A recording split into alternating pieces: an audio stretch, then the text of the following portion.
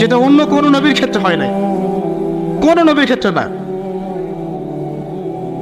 যখন যুবক ছিলেন হিলফুল ফুজুর তৈরি করেছিলেন, 40 বছর বয়সে নবী হয়েছেন, প্রথমে কাছের মানুষদেরকে দাওয়াত দিয়েছেন, প্রথম 3 বছর গোপনে দাওয়াত দিয়েছেন, প্রথম 3 বছর গোপনে দাওয়াত দিয়েছেন।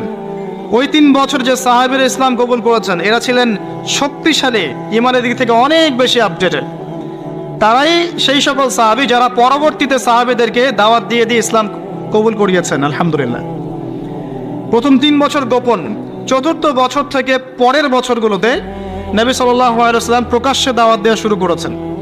যখন ওমর এবং হামজা রাদিয়াল্লাহু আনহুমা তাদের মতো কিছু সাহাবী ইসলাম কবুল করেছেন, তখন ইসলামের প্রচারটা বেশি হয়েছে, কারণ একটা সাপোর্ট ছিল, তখন শক্তি ছিল।